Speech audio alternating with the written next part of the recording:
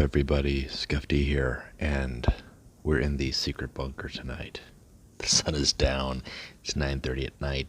It's been a while, but we have got ourselves a balance update. And this is actually a balance update to some recent factions, so nothing super outdated, but these are cards that people have been looking for. Some updates very recently. The Dark Angels primarily are getting a big overhaul here. I've been having some fun here, just testing a few things out to see how that's going. And I gotta say, I like what I'm seeing. I'm very curious to kind of see how things are going to proceed.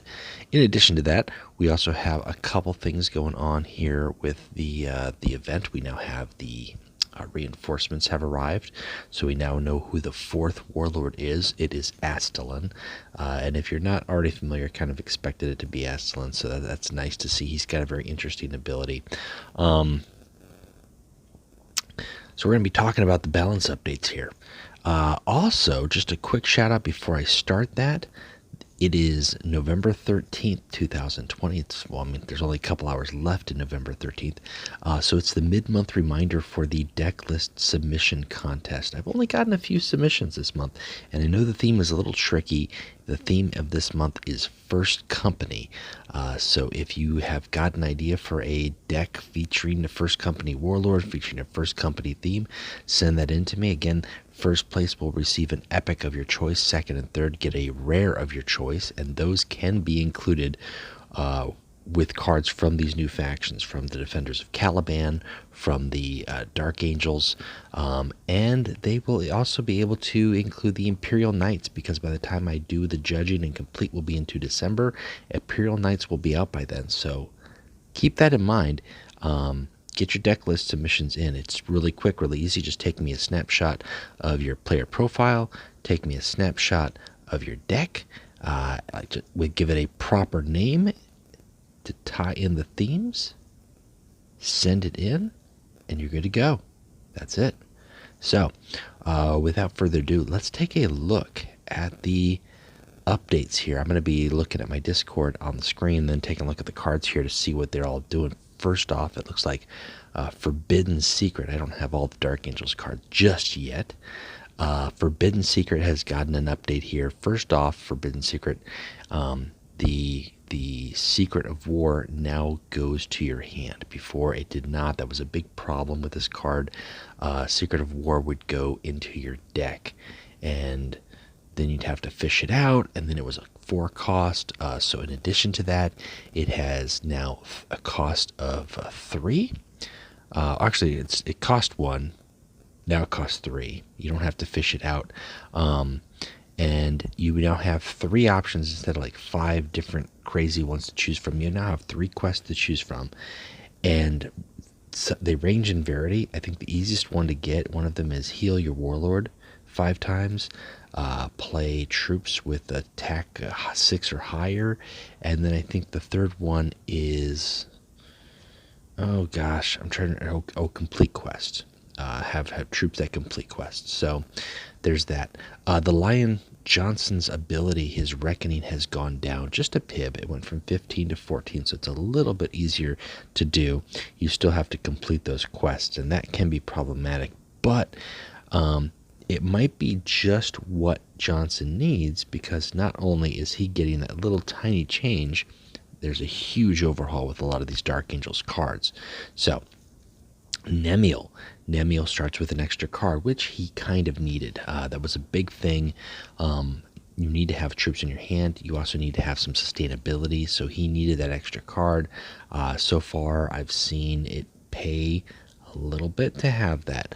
Also, it's nice because if you have Forbidden Secret and you want to go that route, it's not costing you a card, although you really have to decide if you want to put Forbidden Secret in your deck. Right now I'm just testing out cards, so it's in mind for the time being, although I don't think for Nemiel it makes as much sense as maybe Corswain or Johnson. Also, Captain Astric, this guy here, he's now a Ravenwing. That's just it. They just added the wing onto him, which is nice. They did this with quite a few troops. So first off, they're going to be able to be pulled by Johnson, but there's a lot of cards that interact or require you to have troops from various wings. So making a more diverse pool of wing troops allows for a more diverse build of your deck. So that's really nice to see. Operator Decor, this guy here, hello operator. Hello operator. Yes, increase your quest. It now gives +2/+2 to a random Dark Angel troop in your hand. He's got a quest. You can typically, if you get him in your opening hand, get that quest to trigger, and then you have a buff troop to maybe drop on the next turn, and so on and so forth. That's a really strong buff. I really wish I had one more copy of that card presently. The Swift Wrath Speeder. Now this got a nice buff here. Boom. First off, it has flank already, but now it has rally. If you control a Death Wing, it gains cleave 2. So it's a flank, it's a Raven Wing, which interacts with other wing cards. It can gain cleave 2 with a flank. That's nice. And that's not much different than some other flanks that we've seen, right? Thousand Suns have got a 3/5 with a cleave 2. This is a 4/3 with a conditional cleave 2 that costs 1 less. I think that's fair. I think that's balanced. Knight Praetor Ramiel. His attack was 3. It's not cutting it. It's up to 4. His attack is now up to 4 here. And he is also a Death Wing. So he also receives that Death Wing, which is very handy because Death Wing troops, for the most part, they're frontline. They don't do a whole lot on the rally effect, but if Johnson is able to generate Ramiel several times, boom, he's got a fat Death Wing. Yeah, I think that's a strong change. Astroval, this guy here, he is a Dreadwing. Same ability. His stats remain the same. He's a very solid card to play, especially if you can play him with your counterattack, get him out on 4 energy.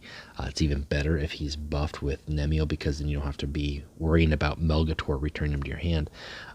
Very strong card, but now he is also a Dreadwing, which is great because he's going to combo with some of those other cards that, do something with Dreadwings. There's cards that do that. Always on duty.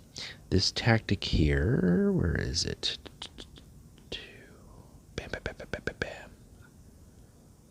Gives frontline and +1/+1 to a friendly troop. Before it was like giving healing 2 or healing 3 to a troop. Now it gives them frontline, so it's another way to kind of bolster your frontline options, but it still has the, if it has completed a quest, you give it a new one. So this could be very handy with Johnson and like a quest deck, and just making a lot of frontline troops who have, standard damage Warlord or destroy a troop, and you complete your quest and you get into, the lion mode, as it were.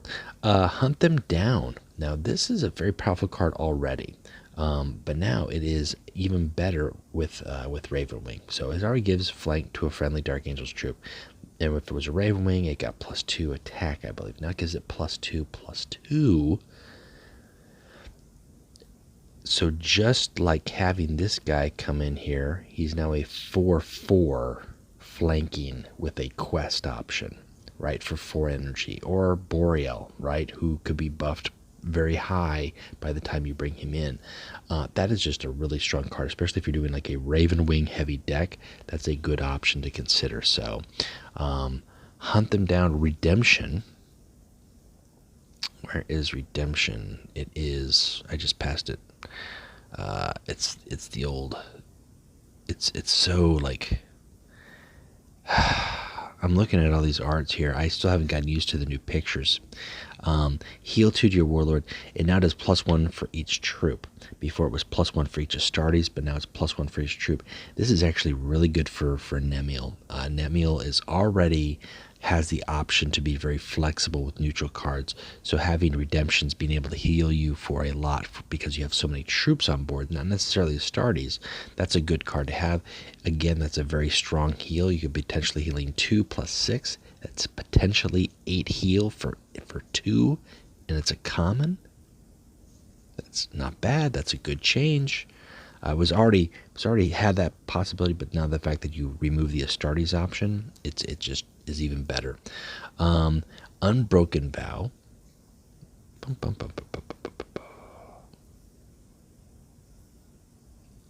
now draws a card and gives +1/+1 to all Dark Angel troops in your hand, as opposed to choosing an order, or so it's just better. It's just better. It's still 4 energy cost, and if you're not playing too many troops, or too many tactics rather, and you've got a lot of troops in your hand, it's going to pay dividends down the road. 4 energy is probably an opportune time to still play something like that, but once you move into the 5 energy or higher, ideally you want to have troops that you're playing that have been buffed. So, but that's not bad. That's not a bad ability. And then Eschaton Imperative. This is actually one of my favorite improvements here. So before it was deal 2 damage for all enemies, and then for each unit killed, you drew a card, which was nice because the Dark Angels didn't really have a whole lot of card draw. They still don't. They've lost the card draw. But now this lowers the cost of Dark Angel troops in your hand by 1 for each unit killed, which is just awesome, especially considering we've got the Defenders of Caliban, very low health units. And granted, that's just one new faction, and we're going to see a lot of that faction tested out, played, practiced. So that's not like a huge, oh, this is really popular. But it's very easy to destroy 3 or 4 troops with 2 health, just in the same way that you would with a Doombringer. And all of a sudden, your 7, 8 health, 8 cost guys are 4 cost. And then you could follow up later on with something like Invincible Reason or the Hexagrammaton. Every time I say this name, I say it incorrectly. It's like hexagramophone, the hexamadoodle, the hexagrammaton. Boy, they've got a lot of, again, repeated synergy, or kind of cycling around the same themes. Buff, cost reduce, buff, cost reduce. So the more you see that, the more effective it is, and the more options that you have to build it. Diversifying the number of cards that are tied to the wings, very handy. To go with that, now they did change the counterattack. The counterattack before was just your next troop cost 1. Your next Astartes, I should say. Your next Astartes cost 1 less. But they've boofed it now to boofed it. That's not, they boofed it. They reduced it. They buffed it. No, yeah, they buffed it. It's a boof. It's a BUFF. But now it reduced your next Dark Angels troop, and that is nice because they have a lot of vehicles, right? And if you're getting some of these higher cost vehicles, or you're creating them with Lionel Johnson, it doesn't do anything for you. But if you're able to drop Venerable Oramos at 7 energy, and he's been buffed maybe once or twice, that's not too bad. So it's an improvement all around for the Dark Angels. Huge improvement. A lot of people have been asking for it since they came out, and they're fun to play. I have not played Lion Johnson at all. I haven't played Corswain at all. I've played Nemiel I can't say a lot. How often? How much have I played? Okay. All right. I've been playing him a bit. I think I played maybe 10 games with him following the updates. So not a whole lot here. Most of those games are before that. That's okay. It's a 50% win rate. I'll take it. But that was all before, and they were okay. And I didn't play the other 2 because I don't have all the rare cards for them. I feel like I really need some legendaries and epics to make them work. But these buffs are going to make them better. They're just going to make them better. They may be a fun faction. They're Okie Day. They're like the Blood Angels were when they came out. A lot of people felt that they were underpowered, not performing well. The meta report from last month showed that the first couple of weeks that they were out, they didn't do a whole lot. Although, to be fair, that meta report has to take into consideration that anybody playing them on the ladder may not have a full expansion, such as myself. You're still missing key cards to really make work. You're just testing them out. So you're still learning the ropes of the faction, so to speak. So there's that weight to take into consideration. The meta report can be looked at a dozen different ways, but it's a good gauge to go off of. And generally, the player feedback was the Dark Angels are just not doing what we want to see them do. I think with these improvements, we're going to see that. I think these are really good improvements, but they didn't get improved by themselves, or they didn't get changed. They weren't the only ones changed. We also saw a couple of very key very key changes to the Ruinstorm, and these are I like them. I think they're important. I think they're necessary, and I think you're gonna agree. I don't know too many people who are gonna disagree. Eternal Rivalry. This no longer gives your Warlord +1/+0 and Bloodthirst. It just gives them a straight +2. The benefit is it lasts until your next turn, whereas before it did not do that. So against like an aggressive Warlord, that might actually pay off if you're facing against Angron or another Kabanda. That's okay. That's something.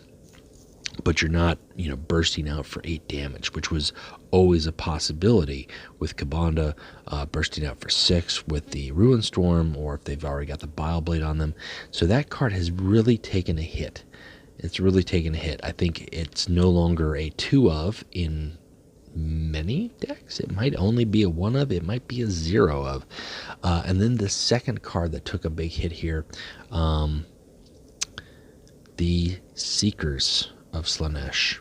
Oh, these were kind of the coup de grace, the dancers that kind of leapt over the bodies and finished off your opponent, and they had flank, and instead of rally, destroy friendly troop and gain fast, they now have rally, destroy a friendly troop and gain sneak attack this turn, and they only have flank. They don't have fast. They only gain sneak attack on the turn that they come in, and at the cost of destroying one of your troops. These are not going to win you any more games. They're not going to burst out for 6. You have to diversify your deck list a little bit, which, to be fair, I mean, the Ruinstorm faction has got some strong cards. They're a very solid performing card where they didn't change anything else here. We still have mutations that are very powerful. We still have Plague Bearers, Making Mutations, Unrestricted Fury, Elatel. It's a strong card pool. It is limited in the neutral access that it has, and that is going to kind of hamper it. And I think that's one reason why these 2 key cards specifically that were really determining a lot of games. I mean, while some of these demons can be powerful in of their own, and I love getting Herald of Slanish pumping things up, or the Chosen. Well, they can all be beneficial or kind of help swing games in their own. Nothing determines a game faster than a 6 out of nowhere or an 8 out of nowhere with Eternal Rivalry. So I think it was a smart change. I think it was a very worthwhile change. A lot of people feel that that it hurts Corvax a little bit, but Corvax has got all the other tools still. And you know what else he still got? He still has Sealed Pact. And while you may say, that only puts out 3 friendly demons that die this game as opposed to 5 like it used to. When it's putting out 3 5 or 6 cost demons, you know what? I don't think you're going to complain too much. You still got Cathedral of the Mark with Corvax. You've got a lot of long-term game options you can play that way. So they've got their options. I do wish that Samus hadn't taken the hit that he took. Unfortunately, I really have fun time with Samus. He's a little harder to pilot, but he can be piloted. But yeah, wow, that is it. What a good Friday. That was a pleasant surprise coming home after work and seeing that and being like, oh, well, it's time to get cracking. So a little update for you. As far as the feedback, as far as the patch goes, in my opinion, I think these are good choices. I think these are smart. I think they work. I'm really curious to see how they're going to implement the Dark Angels. Like I said, I've been practicing with Nemiel. I haven't even dipped into Corswain or Johnson, although now maybe I can. I still am missing those legendaries and a couple epics, and I don't know how well that's going to work. I'm missing like 9 cards from the faction, so I don't know. I might just stick with Nemiel and just work with some neutral options, Mechanicum or Farron's Militia, or do I do flanking troops? Do I do low-cost stuff? He has so many options. He really can. You just make troops stronger. Or do I go deep in on the Raven Wing and use cards like Hunt Them Down? Have a Boreal that's been buffed a couple times. It's a 3/3. It comes in, all of a sudden it's a 5/5. I don't know. I'm going to be spending some time this weekend doing some things. I'm going to be doing some things. Also, speaking of some things to do on this weekend, not this weekend, next weekend, Saturday following Thanksgiving, I believe that is. No, 2 weekends. How did I think about that? Thanksgiving is in 2 weeks. 2 weekends out. I believe it is November 25th. Bar Night Legions. We'll be doing Bar Night Legions again. That's going to really be interesting because we're doing casual B-tier league stuff. We've got new factions like Nemiel. We've got new factions like the Defenders of Caliban. Those are going to be allowed unless you're super... unless we find out that there's some decks that are just like super overpowered. So if you're interested in playing, you want to kick back, chat on some Discord, play some casual games, have some fun, talk with some players, you're welcome to do that. Hit me up on the Discord, hit me up on Reddit, check out the threads. I post up the links, but you can look forward to that on the Saturday following Thanksgiving. So not Black Friday, that Saturday, whatever Saturday it is. And I don't even know if they're going to give it a name this year. Maybe like the Saturday that wasn't. But it will be a Bar Night Legions night, so get ready. That's it, man. We've got Lodge Wars 5 hasn't started up yet. There's a delay on that, so stay tuned. I'll be keeping updates, and then once that does start, I really look to do coverage and take a look at who's playing what teams are advancing, etc., etc. New event, new warlords, patch updates, tournaments, deck list submission reminders. I think we've covered it all. If there's something I'm missing, let me know. I'm going to try to get this vid up tonight or tomorrow, and probably shortly after, I'm going to get my one of my deck list videos up. I had an Ornitov challenge deck video, and then maybe I'll get another video out. I've been working with outside of Nemiel. I've been playing a little bit today, as you can see, doing dailies with Kabanda. I think I've got some on here. Yes, Lord Cypher. There we go. I saved some Cypher games. Ooh, I am having fun with Cypher, baby. Yeah. I'm still refining the deck, and I don't have all the cards I need again, but just like Nemiel, I have a way to play him. He's fun. I'm enjoying the play style. Defenders of Caliban are very interesting, very new, and kind of a different horse of a faction. The way they play, the way they handle, it feels like you're playing a faction from a different card game, but somehow it works with this game. And I think, if you really think about that thematically, that's kind of what they are. They're these knights from a bygone age on Caliban that are somehow still trying to stay relevant, right? And depending on which side of the fence you fall on, maybe they're just still trying to do the good fight, and Johnson's the one that's the dick. And P.S. Lionel Johnson is a dick. He's the biggest douchebag in the universe. I almost said the United States, but he doesn't live in the United States. So I think probably outside of Johnson. Johnson's a douchebag. Erebus is an asshole, right? Am I alone in that? Am I alone in that thought? I have to feel like I'm not alone on that. That's it for me, guys. Keeping it down low in the secret bunker here late at night with the monitors flashing, alerting me with that it's bedtime for the rest of the family. So keeping it a little bit quieter. Hope you guys are having fun. Let me know what you're playing. Let me know what you want to see. We got new cards, so I'm really excited, and I just want to dive into it. And at the same time, we got spoilers coming up next week. We're going to be doing Imperial Knights, so it's another new faction, and I'm really excited about them out of this whole expansion because they potentially could play very differently. Yeah, I think Defenders of Caliban are one thing. Imperial Knights could be a horse of a different color, like the Wizard of Oz. Like you have like 7 actors doing 7 roles played by 1 actor, right? Did he do 7 or did he do 6? I don't know. This is what happens when it's late at night. These are the thoughts that I have. That's it for me, guys. Until next time, keep playing Legions, and we will be talking to you soon. Bye.